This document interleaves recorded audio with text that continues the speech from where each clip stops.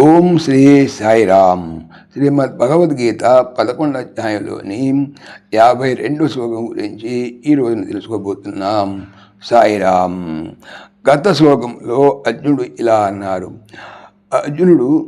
అన్నారు, ఓ కృష్ణ, మీ యొక్క ప్రకాశవంతమైనటువంటి మీ యొక్క ప్రశాంతమైనటువంటి ఈ మనుష్య రూపమును చూచి ఇప్పుడు నా మనసు కుదుటపడనిది మరియు నేను స్వస్థతను పొంది తిని అన్నారు.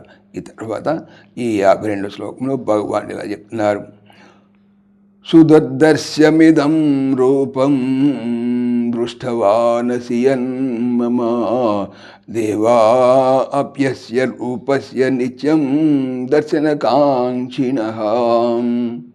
శ్రీ భగవాన్ వాచ, శ్రీ భగవానుడు చెప్పాను, మమ నా యొక్క యత్ ఏ రూపమును దృష్టవాన్ అపి చూచిన వాడవై ఇవో ఇదం రూపం ఈ విశ్వరూపము సుదుర్దర్శ్యం చూచుటకు అత్యంత దుర్లభమైనది.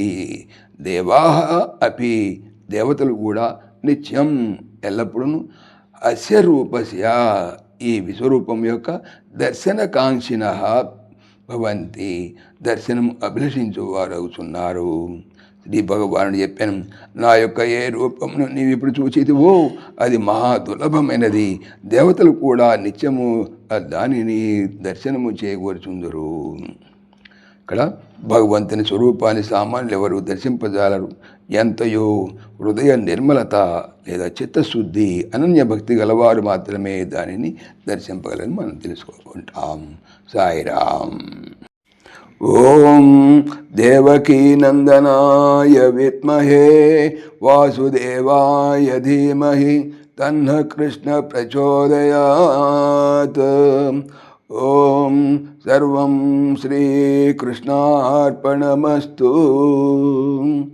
జై శ్రీకృష్ణ, జై జై శ్రీకృష్ణ.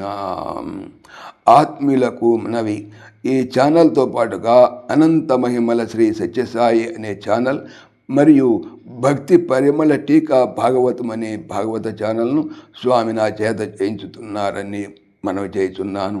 వీటికి సంబంధించిన లింక్స్ డిస్క్రిప్షన్లో చూడవచ్చు. జై శ్రీకృష్ణ.